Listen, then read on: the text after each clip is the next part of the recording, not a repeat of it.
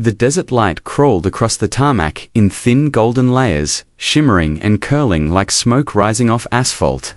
Even at dawn, the heat pressed low against the gravel, rising in soft waves off the concrete pads. Captain Rachel Torres stepped off the gravel path near the barracks and walked the ramp alone, her boots making almost no sound on the concrete, just a soft rhythm that disappeared into the ambient noise of the airfield. She wore a slightly faded olive-drab flight suit. The fabric pressed but worn at the knees and seams, no patches, no flag. Her gloves were tucked into her belt, her long dark hair tied back in a regulation knot that didn't move when the breeze pushed against her shoulders. She walked with her eyes forward, pace unhurried. No one called her name. Near the main hangar, 3 groups of pilots stood in loose semicircles, coffee cups in hand, eyes shielded by mirrored sunglasses. They looked young, fast, and ready to perform.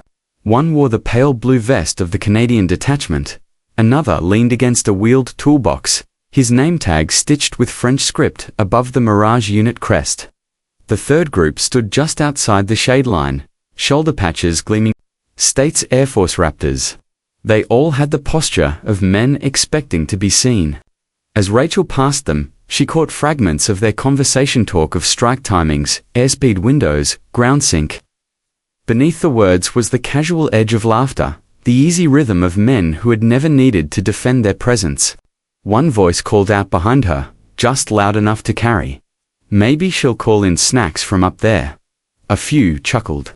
Another voice added, "Come, relay must be the timeout chair." No one shouted, they didn't need to. The distance between her and them was understood. Rachel didn't break stride. She didn't flinch or shift her eyes. The heat shimmered in front of her, and she walked through it like fog. Ahead, Pad 3 came into view. Her F-35 sat there, motionless, beautiful in its stillness. The jet's surface reflected the light in muted patches, more shadow than shine. There were no tail flashes, no name beneath the cockpit.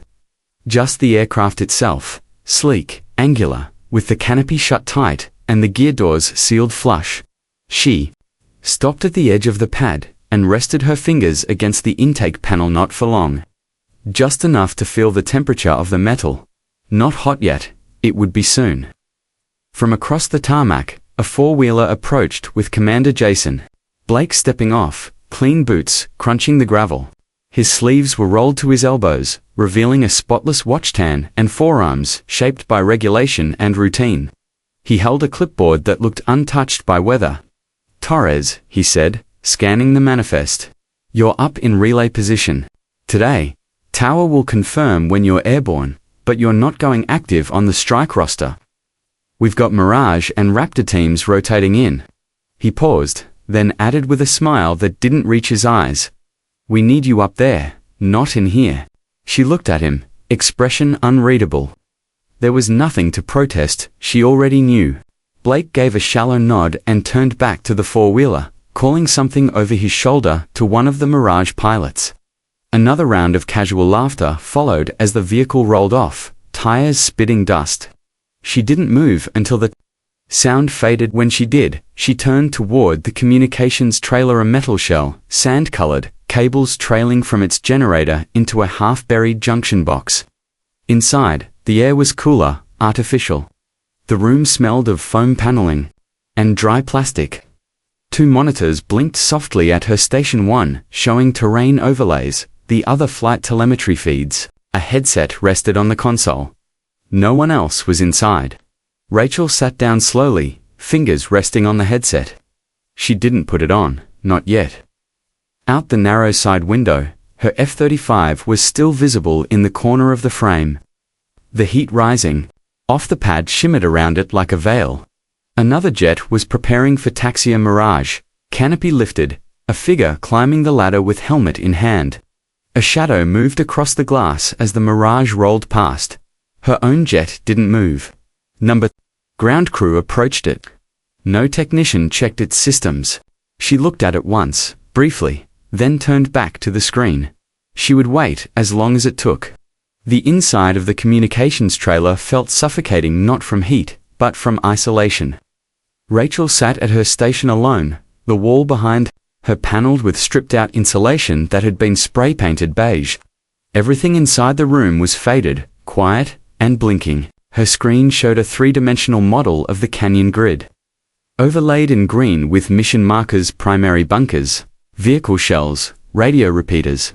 Heat maps pulsed across the terrain, faded with altitude but vivid in lower ridge lines, where structures and signal nodes were clustered for the simulated hostile base. Her headset was connected to the uplink loop, but the audio stayed low. Every few seconds, a name would filter through. Luke confirming turn angle. Marcus calling out dummy strike. No one addressed her directly. The pilots on rotation never said her name. The tower referred to her by role only. Relay ops, passive link, confirm support. Her actual title had vanished behind function. She listened as the first wave passed overhead. The Raptors went first fast, tight, well within protocol. Rachel tracked their flight paths through her screen. One fired early, clipping the outer slope of the canyon before the main ridge. The impact sent dust spiraling upward, but missed the target zone. The second veered wide. Both were clean on angles, but off on timing. The third dropped late, the dummy munitions skimming the far wall and detonating on a hollow structure planted to decoy heat. None of them hit the center line. None of them touched the signal node. "Nice show," came a voice through her headset, not directed at her, just bleeding through the channel. "Think our relay girl caught that light show." Laughter followed, casual and dismissive. Rachel's jaw tightened slightly, but she didn't respond. She never did. Instead, she focused on her screen, where something had caught her attention. At the bottom right corner of the telemetry panel, a single signal continued pulsing. She tapped the feed, brought it to center, and slowed the frame speed. It wasn't loud, it wasn't bright, but it was consistent just off-grid from the marked bunker cluster tucked against the canyon bend. It flickered faintly, like residual power from something deeper. She leaned closer, toggled the contrast. Thermal confirmed it's a buried node, unlisted on the main strike diagram. She opened a local window, framed it by hand, and dropped a soft yellow ring around the signal. It didn't match the outer equipment signatures. It wasn't a generator, and it hadn't faded with the bunker hits. It had survived both waves, which meant it was live. Footsteps clattered behind her. The trailer door opened, then swung shut. Commander Blake entered, arms crossed behind his back, mouth already moving before his eyes swept the room. "How's the node feedback?" he asked, barely glancing toward her panel. Rachel didn't answer right away. She kept her eyes on the flicker but minimized the window before he reached her station. He tapped the edge of her screen with 2 fingers. "Don't overthink it, stand by," he muttered. His eyes didn't pause on her work. He was already walking past, already dismissing whatever she might have found. She didn't respond. He was gone before she could, and she hadn't planned to anyway. Across the trailer, Lieutenant Amy Chen sat at a smaller console, her headset pushed up to her forehead. She had been running secondary packet logs but had turned slightly at Rachel's movement.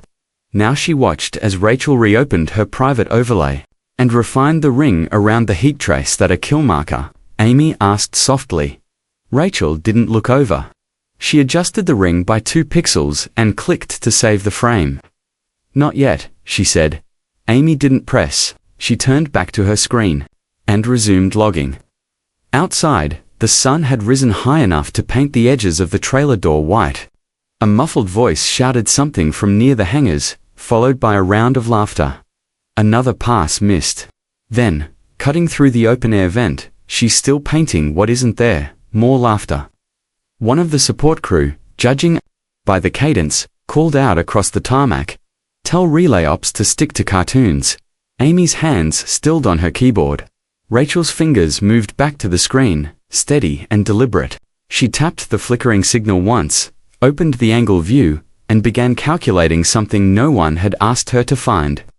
The canyon grid stretched for nearly 12 miles, carved into tiers of broken red rock and pale dust that curled upward on every gust. From above, It looked like a maze, fractured by time-jagged sandstone ridgelines, twisted in sharp descents and shadow-laced bends. Morning light slid into the canyons unevenly, casting hard black shapes that shifted across the walls like smoke. From the air, those shadows made the enemy markers hard to track. From the ground, they didn't exist at all. Rachel watched it unfold in real time. Her station synced with 2 satellite drones hovering above the western ridge. Each fed telemetry. From the inbound jets, the feed showed the Raptor approach tide formation, hard flare over the canyon mouth. The first dummy munition dropped on time, but the blast radius touched only the outer decoy net. Dust bloomed outward, convincing at a glance, but the internal signal remained unchanged. The second Raptor cut in low perfect flight line, perfect speed, but the nose dipped on final release. The bomb sailed wide, cracking into a camouflaged rock wall that had been rigged to look like command housing. No reaction from the buried node. No shift in the deeper feed. Rachel saved the overlay without comment. Across the shared audio loop, static bled through voices. French accents layered over American callouts. Someone asked if visual confirmation was allowed. Another insisted the last hit should have counted. The Mirage Pass deployed late one missile impacted a vehicle shell rigged with heat packs. But the base's command trace didn't so much as flicker. The structure it came from, the real node Rachel had highlighted, was still untouched. Commander Blake's voice came through the secondary band. Next pass, full throttle. Knock out the grid. You take the bunker, Luke will cut the antenna feed. Confirm approach in 20. His tone was clipped, louder now, strained with command fatigue. There was no mention of Rachel. There hadn't been all morning. Outside the trailer, jet wash kicked dust into the air. The Hornet prepped for takeoff. Captain Derek Wilson's voice came sharp over the radio. Roger that. Grid sweep, coming in hot. A pause, then just beneath the static came Lieutenant Marcus Reed's voice. With a laugh folded into the words, "Don't worry, Rachel's got our back." From the bleachers, laughter followed. Nothing sharp, just familiar. Inside the trailer, Rachel's console adjusted its exposure to the incoming heat bloom. Her station was the only one showing the untagged thermal flicker now. No one else had updated their overlays. Amy turned her head. She wasn't wearing her headset anymore. She had muted her channel and was listening now. Just watching Rachel move through her console. Her mouth opened slightly, like she might speak, but she didn't. Rachel glanced briefly at the reflection. In the monitor glass, Amy's eyes were locked on the same point, the node. Neither of them said anything. Pad 3 remained untouched. Rachel's F-35 hadn't been moved. Its canopy was still closed. The tarmac below it rippled with heat. No ladder had been rolled up. No power tether was clipped to the underside. The aircraft was fully armed, fully fueled, and completely forgotten. Another voice came through the open channel. This one cleaner, more mechanical. Range control. Strike grid remains active. All assets maintain hold pattern until advised. Node response remains live. The voice didn't sound concerned. It sounded annoyed. Inside the trailer, Rachel pulled up the elevation map, matched the canyon depth against her overlay, and began plotting a new approach angle. Not from the north, not from the elevation tier the other jets had tried. From the east, through a blind canyon elbow, 30 meters lower, under the decoy wall. A path that cut along the edge of the map so tight it almost registered as invalid. Her cursor turned red. She bypassed the warning. The strike path drew a single red line through the grid, narrow, unmarked, straight. She saved it quietly, the file tucked into a folder no one else could access. Outside, another boom echoed. Against the ridges, the Hornet's strike had gone wide, its payload impacting the wrong shelf. The signal Rachel had isolated flickered once, then again, unchanged. Amy's screen blinked. She turned back to it, but Rachel stayed still, her right hand hovering over the local send tab. The flight model was still open. The strike window she had drawn pulsed once on screen, silent. She didn't press anything, not yet. But for the first time all morning, Rachel allowed herself a small, tight smile. She had found what everyone else had missed. The question now wasn't whether she could hit it. The question was whether she would be allowed to try. The haze was thickening. Visibility across the canyon grid dropped with every second of thermal distortion, the sun pulling moisture up from the stone and sending it sideways across the sensor fields. The last strike had missed again, this time by 30 meters. Enough for the plume to look impressive on camera, but meaningless in the telemetry logs. Static crawled across the coms. One of the Mirage pilots barked something in clipped French, his voice flattened by signal loss. Range control responded with a brief string of reassignments. Another delay, another loop. Inside the trailer, Rachel didn't speak. The flicker on her thermal feed hadn't changed, remained low, narrow, rhythmic, pulsing with the precision of a heartbeat. The command node was still active, her overlay had confirmed it. The targeting path she'd drawn still glowed faint red on her local screener. Clean line, cutting through the ridgeline with zero margin. The flight pattern had been saved. The vector was real. The only variable left was action. She stood up. Her chair barely made a sound as it pushed back. Amy looked up, but didn't say a word. Their eyes met for a second. Rachel's expression didn't shift. She stepped past the console, past the headset still coiled beside the board, and opened the trailer door. Outside, the heat met her like a wave. It came off the tarmac in shimmering bands that blurred the edge of the hangars and curled upward into the sharp sky. The sun had climbed to its highest point, flattening shadows and bleaching every surface until it looked etched in white. She crossed the ramp at a steady pace. Her boots moved quietly on the concrete. No one turned.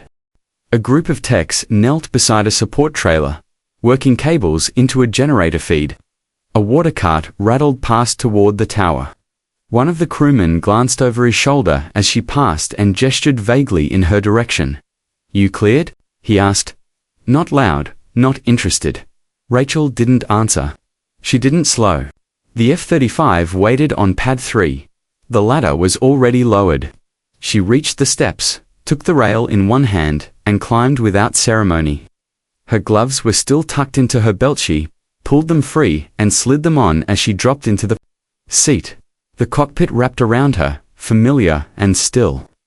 She flipped the battery master. Systems began to come alive. The canopy closed with a soft mechanical hum, sealing out the wind. Inside, everything was quiet. Her HUD appeared clean and sharp, altitude at 0, fuel full. Armament, one single-stage guided munition, programmed but unscheduled. The aircraft knew it wasn't meant to be flying. That didn't matter. She took a breath, slow and full. Her hands found the controls as if they had never left. Her helmet display aligned. The red strike vector flickered once on her nav map, overlaying perfectly with the terrain just south of Grid Echo. The tower hadn't noticed yet. She began to taxi. The jet rolled forward smoothly, the tires whispering against the hot concrete. She stayed low and close to the edge of the pad, turning tight between the parked vehicles near the far wall of the lot. At the com tower, a voice finally cracked through the channel. "Who the hell is lighting up on pad 3? Inside the trailer, Amy's screen blinked. Her eyes went wide. She knew. Rachel didn't respond. Her comms stayed cold. She reached the end of the pad and pushed forward gently. The nose lifted.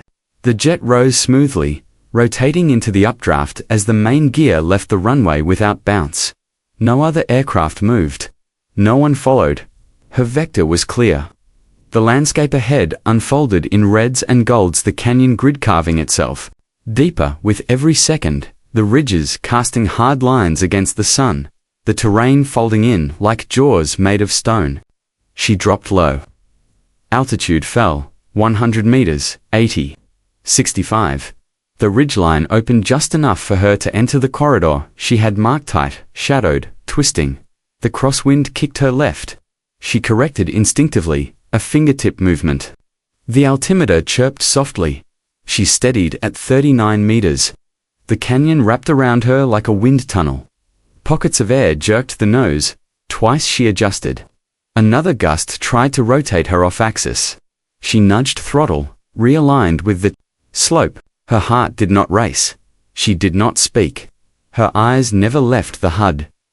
The thermal flicker appeared, overlaid in yellow now. It pulsed faintly against the simulated terrain. Rachel narrowed her scope, locked her glide vector, and armed the weapon. The signal tone changed, target acquired. The F-35 dipped again, nose aligned with the final approach. The shadows flickered. The canyon wall to her left sloped inward, just 10 meters from her wingtip. The final release vector turned green. Her thumb hovered. She breathed once quiet and full. Then release. The munition dropped clean from its mount and curved downward in silence. Rachel felt the shift before the sensors registered it a soft, weightless change in the balance of the jet as the guided bomb detached and followed the precise vector she had drawn. The HUD adjusted in real time, its display flickering once to acknowledge the release, then the window went clear again, leaving her with only altitude, angle, and time. She stayed low. The GI force pressed into her chest as she leveled through the narrowest point in the canyon. Her right hand steadied the throttle, while her left hovered near the trim tab. Airspeed held fast. The terrain streaked by in waves of sunlit stone and cool shadow, the corridor folding open and closed like a living thing. Rock faces to either side loomed and fell away in staggered motion. Wind patterns kicked at her underbelly, brief turbulence, trying to lift her off path, but her hands barely moved. She adjusted in fractions, not gestures. Her body moved as one with the jet. The bomb vanished into the shadowed terrain behind her. No smoke, no sound. Rachel's HUD showed distance from detonation point as a countdown, but she did not track it. She didn't need to. Her eyes were forward, scanning the ridgeline ahead as it began to arc upward into open sky. She kept the nose down another 2 seconds longer, just enough to gain distance from the blast radius without pulling into visual space. Her altimeter chirped, 23 meters above canyon floor, then 25, then 30. She climbed outside the cockpit. The canyon brightened. Sunlight returned as she cleared the shadowed seam, the stone walls widening and falling away beneath her. A single dust trail followed in the wake of her jet's passing, caught in the high-speed roll of air she left behind. She never looked back. Inside range control, nothing made sense. The controller seated farthest from the primary display was the first to speak, her voice coming through shallow and uncertain. "We've got a heat bloom in Echo 3. No one answered. A second screen began to flash, then a third. On the main board, the node signal Rachel had watched for hours flickered once, then vanished. No countdown, no explosion footage, no confirmation code. The signal simply ceased. In the room, the noise changed. Someone asked for a replay. Another demanded a transponder check. Pilots still airborne started calling for new vectors. The feed from Luke's Mirage was garbled. The Hornet was still circling, waiting on a mark that no longer existed. Then came the voice, flat, clipped, absolute, target node, disabled. Hostile base, neutralized. Mission complete. All units RTB. For half a second, no one moved. There were no congratulations, no explanation. Just the announcement hanging in the air, sterile and final. The exercise had ended. The kill was confirmed. But no one had seen the hit. Inside Rachel's cockpit, the HUD recalibrated to waypoint status. She re-engaged her comms without a word. Static filled the headset for a moment, then faded into the soft channel tone of flight return. She did not respond to the strike, call she didn't need to. She adjusted pitch gently and brought the jet into a wide climbing arc. The terrain beneath her falling away into gold and shadow. Her hands moved with no excess, no drama. Every correction was mechanical, clean, perfect. She banked east. Behind her, the canyon still breathed dust from the strike, but from the air it looked no different than it had 5 minutes before. No plume, no visible damage. Only the silence where the signal used to be. The kill zone was quiet now. The other jets hadn't turned around, yet one still lingered near the canyon mouth, looping wide. Another had begun to descend for a second pass, unaware the objective had already vanished. In the tower, voices overlapped. Questions without answers filled the room, data logs refreshed. Search algorithms scanned for anomalies. The logs showed only one anomaly. A single guided munition deployed off-cycle, with no linked sortie code. The vector had been clean. The strike had been real. But no one knew who had fired it. And Rachel did not volunteer the answer. As she rose toward altitude, the light changed. The upper sky turned pale, the horizon blur shifting into soft amber. The sun angled across her canopy and caught the edge of her helmet visor, casting a thin flare that moved in rhythm with the curve of the jet. Her breathing was steady, her fingers light. The aircraft responded as if it had been waiting all day to move. The HUD dimmed slightly to protect her vision as she broke through the last thin layer of heat shimmer above the range.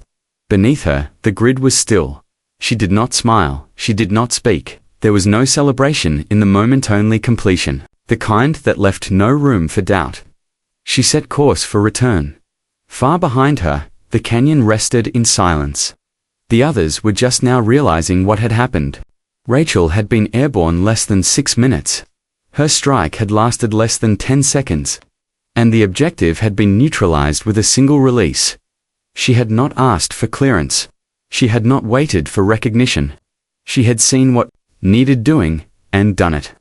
Rachel brought the jet in low across the edge of the base, descending over the final glide path with no escort, no tower confirmation, and no audible chatter in her headset. The F-35's wheels kissed the tarmac with a softness that barely registered on the pads. Dust spun out from behind the gear and curled into the heat haze that rolled endlessly across the concrete. She taxied past the secondary hangars in silence. No other aircraft moved. The ramps were scattered with cables, carts, and motionless service trucks, all caught midshift in the light. One ground tech, near the auxiliary fuel bay, turned to look. He wore mirrored goggles and didn't speak or wave. He watched her roll past and stood still as her jet glided across the edge of the refueling line. The canopy opened, the sound of the wind returned warm and dry, brushing over her shoulders as she powered down the systems. The HUD faded from her visor. She removed her gloves and slid them back into her belt the same way they had been all morning. Then she stepped down the ladder, boots landing flat on the ramp. In the control tower, a murmur passed through the room. The radar feed had picked her up 2 minutes before landing, too late for interception, too late for denial. Her transponder read as local. Her flight log read as blank. The only note beside her call sign was a timestamp, unscheduled, confirmed. No one had written it. The system had generated it on its own. Commander Blake stood near the center display, arms folded. His jaw worked slightly, but he said nothing. The playback feed showed a freeze frame from the impact zone, clean thermal drop with no distortion and no missed target ID. He stared at it for a long moment, then turned to the comm log. Amy sat 2 chairs down, headset off, hands in her lap. She didn't smile. She didn't look for acknowledgement. She just whispered, barely audible. It was her. Outside, Rachel walked across the main strip, toward the operations tent. She passed the mission board on her left. Her name was not listed. No checkmark, no sortie line. The rotation still showed the Raptors, the Mirage team, the Hornet crew. Nothing had been updated. She did not stop. Behind her, jets began to land. The first Raptor touched down with a hard bounce, overcorrected, then settled. The second came in smoother. A French Mirage followed, with 2 low passes showy crisp. Loud. Pilots stepped down one by one. Helmets came off. Call signs were exchanged, but none of the usual jokes followed. One pilot, Derek, the Canadian, removed his gloves and looked across the tarmac. He saw her walking. He didn't speak. She continued past the open flap of the mission tent. Inside, voices dimmed. The temperature dropped slightly as she entered the ready room. The air cooled by a tired vent unit tucked into the wall. A group of younger pilots stood near the back, reviewing a flight replay on a tablet. They looked up when she stepped in. None of them said anything. Rachel crossed to the rear corner. She unlatched the helmet she still carried and set it down beside a folded chart. The table wobbled slightly on one uneven leg, the sound small and final. She didn't sit. She turned and walked back toward the door. No one followed. Outside, the sunlight had shifted again, deepening into late afternoon amber. The shadows now stretched long across the concrete, no longer flat but rising, like shapes that had been waiting to return. Her jet stood still at the far end of the pad. No one had touched it. No one dared. Commander Blake stepped out from the control trailer as she passed. He didn't speak for a long second, just watched her. She slowed slightly. Their eyes met. He didn't smile. He didn't offer a handshake or apology. But he nodded once, sharp, controlled. A mark of acknowledgement, to restrain to be affection, but to direct to be ignored. Rachel nodded back, smaller. Nothing else passed between them. She turned toward the edge of the airstrip, toward the empty wind. The concrete beneath her feet felt solid, now not cold, just real. The kind of surface built for departures. This time, no one looked away. And Rachel walked forward into the desert air, where the heat and sky folded together without horizon. And the silence held something closer to respect than noise ever could. The debriefing room was smaller than expected, with fluorescent lights that hummed too loud and a table that had been wiped clean but still bore the faint stains of countless coffee cups. Rachel sat at one end, hands folded, still wearing her flight suit. The fabric had dried stiff with sweat, but she hadn't changed. There hadn't been time. Commander Blake entered first, followed by Colonel Patricia Williams, the base commander. Woman Rachel had seen from a distance, but never spoken to directly. Williams carried a thick folder and moved with the kind of precision that suggested she'd spent the last hour reviewing footage, flight logs, and whatever other evidence they'd managed to piece together. Two other officers followed, Major Kevin Barnes from the Canadian Detachment and Captain Antoine Rousseau from the French Mirage Unit. Both looked confused, like they'd been pulled from other duties and weren't entirely sure why they were here. Blake closed the door with a soft click. The room went quiet except for the buzz of the lights. Captain Torres, Colonel Williams said, taking the seat across from her. She opened the folder, revealing printed screenshots of telemetry data, radar tracks, and what looked like frame-by-frame analysis of the canyon strike. Let's start with the obvious question. Did you have authorization to take that aircraft airborne? No, ma'am, Rachel said, without hesitation. Did you have authorization to engage the target? No, ma'am. Williams nodded, as if she'd expected. Those answers, she pulled out a sheet of paper, the mission roster. Rachel's name was nowhere on it. According to this, you were assigned to communications relay, tower support, observer status. That's correct. Yet somehow, Williams continued, spreading out the telemetry screenshots. A single F-35, launched from Pad 3, flew a route that wasn't on any approved flight plan, and successfully neutralized the primary objective that had withstood 12 previous strike attempts. Blake shifted in his seat. Major Barnes leaned forward slightly, studying the papers. Captain Rousseau just watched Rachel with an expression that might have been admiration or disbelief. The strike was clean, Williams said. Perfect approach angle, perfect timing, perfect target acquisition. The kind of precision that suggests extensive planning and intimate knowledge of the target parameters. She paused, letting that sink in. Where did you get the target data, Captain? Rachel met her gaze steadily. I observed it during the mission, ma'am. The other strikes were hitting decoys and outer structures, but there was a thermal signature that didn't match. Buried node, unlisted on the primary strike diagram. I tracked it for approximately 3 hours before taking action. 3 hours, Williams repeated. While sitting in a communications trailer, doing a job that 12 other pilots, flying state-of-the-art aircraft, couldn't do from the air. Yes, ma'am. Blake cleared his throat. Colonel, if I may, Captain Torres has always been thorough in her analysis. Perhaps overly so. This was clearly a case of overstepping boundaries, acting without authorization, Commander Blake. Williams interrupted, her voice sharp enough to cut glass. Were you aware that Captain Torres had identified the correct target? Blake's mouth opened, then closed. She mentioned some anomalies in the thermal feed, but did you review her findings? There wasn't time to. Did you review her findings? Blake's jaw tightened. No, ma'am. I told her to stand by and not overthink the data. Williams nodded slowly. She pulled out another sheet, this one showing the canyon layout with Rachel's hand-drawn strike vector overlaid in red. This flight path, 30 meters below the recommended altitude, through a corridor marked as high risk due to wind shear and visibility issues. 1 degree margin for error. Tell me, Captain, how did you know this route would work? I calculated the thermal patterns and wind vectors based on the telemetry from the previous strikes, Rachel said. The other pilots were coming in too high, too wide. The target was shielded by the canyon wall. The only approach was from the east, below the ridge line. The only approach, Williams repeated. That 12 other pilots missed, they weren't looking for it, ma'am. The room went silent. Captain Rousseau shifted in his chair, and Rachel caught the faintest smile at the corner of his mouth. Major Barnes was studying the flight path diagram with the intensity of someone trying to understand a magic trick. Williams closed the folder and leaned back.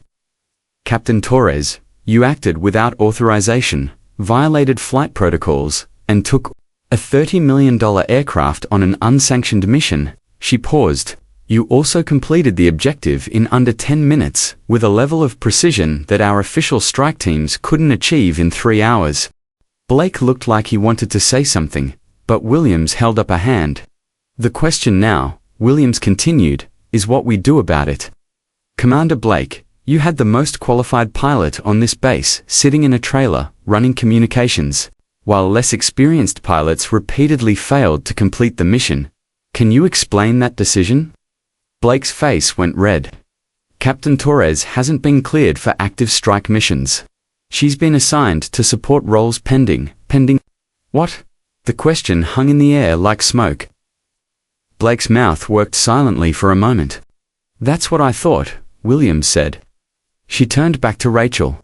Captain, you're going to face a formal review for the unauthorized flight. That's unavoidable. But I want you to know that your analysis was correct. Your execution was flawless. And your results speak for themselves. She stood up, gathering the papers. The mission is complete because of you, not despite you. Blake started to protest, but Williams cut him off with a look that could have frozen jet fuel. Gentlemen, we're done here, she said. Captain Torres, remain available for the review board. Commander Blake, my office, 10 minutes. As the officers filed out, Captain Rousseau paused at the door.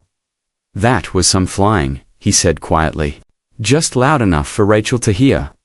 Best strike I've seen in 15 years. Rachel nodded once. Thank you, sir. Major Barnes stopped as well, extending his hand. Whatever happens with the review, you earned this, he said. That target was invisible to everyone else. When they were gone, Rachel sat alone in the humming room. Through the small window, she could see her F-35 still parked on Pad 3. Ground crew had finally approached it not to service it, but to examine it, like they were trying to understand how it had done what their other aircraft couldn't. She allowed herself a small smile. For the first time in months, someone had actually listened. Someone had seen what she saw. The door opened again.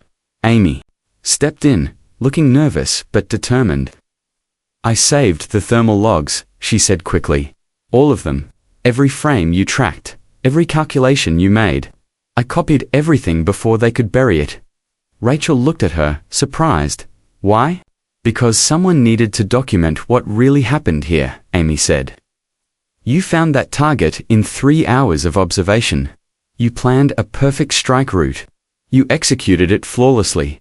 And they were ready to pretend it never happened. She set a flash drive on the table. This is your insurance policy, your proof. Whatever they try to do to you, this shows exactly what went down. Rachel picked up the drive, turning it over in her palm. Thank you, she said. Don't thank me. Yet, Amy replied.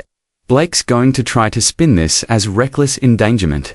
Make you look like a loose cannon who got lucky, but that data doesn't lie. You didn't get lucky. You were right. As Amy left, Rachel tucked the flash drive into her pocket. Outside, the sun was setting, painting the desert in shades of gold and red. Tomorrow would bring the review board, the questions, the politics. But tonight, the mission was complete. The target was destroyed. And for the first time in her career, Rachel Torres felt like a pilot again. 3 weeks later, Rachel stood in Colonel Williams's office, the same folder from the debriefing spread across the desk between them. This time, though, there were additional documents, official reports, performance evaluations, and what looked like new orders. The review board concluded its investigation, Williams said, settling into her chair. The unauthorized flight violated several protocols, and you'll receive a formal reprimand in your file. That's non-negotiable. Rachel nodded. She'd expected as much. However, Williams continued, the board also noted that your analysis was superior to that of the entire strike team. Your execution was textbook perfect, and your results accomplished the mission objective when all authorized attempts had failed. She picked up a new document. More importantly, your actions have prompted a full review of how we assign pilots to missions. It seems Commander Blake has been selective in his recommendations for active flight status. Ma'am, Williams smiled, the first genuine smile Rachel had seen from her. Blake has been reassigned, off base, permanently. Turns out this wasn't the first time he'd sidelined qualified pilots for personal reasons. The investigation into your case opened up several others. Rachel felt something loosen in her chest, a tension she'd carried for so long she'd forgotten it was there. Your new assignment, Williams said, sliding the papers across the desk, is lead pilot for the Advanced Reconnaissance Squadron. You'll be training other pilots in precision target identification and strike planning. Apparently, we need more people who can see what others miss. Rachel picked up the orders, scanning the text. Flight status, active. Assignment, squadron. Leader, clearance, full. There's one more thing, Williams said. She pulled out a final document, this one with official seals and signatures. The French and Canadian contingents specifically requested you for joint training exercises. Word is getting around about the pilot who made the impossible shot. Through the office window, Rachel could see the flight line. Her F-35 sat on pad 1, now the prime position, closest to the tower. Ground crew moved around it with purpose, running pre-flight checks. Her name was painted below the cockpit in clean bold letters, capped, R. Torres. The mission briefing is at 0800 tomorrow, Williams said. You'll be leading a mixed squadron, Raptors, Mirages, and Hornets. Real target, real stakes. Think. You can handle it. Rachel stood up, the orders clutched in her hand. Yes, ma'am. As she walked toward the door, Williams called after her. Captain, for what it's worth, you did the right thing. Sometimes the system needs someone willing to break a few rules to remind it what the mission actually is. Outside, the desert air was crisp and clean. The sun was setting again, but this time the light felt different, warmer, more welcoming. Rachel walked across the tarmac toward her aircraft, passing the same group of pilots who used to mock her. From a distance, now they nodded as she passed. Some even smiled. Derek, the Canadian pilot, jogged up beside her. Hey, heard you're leading tomorrow's mission? Any chance you could show us that canyon approach? I've been trying to figure out how you threaded that needle. Of course, Rachel said. 700, briefing room. Bring your charts.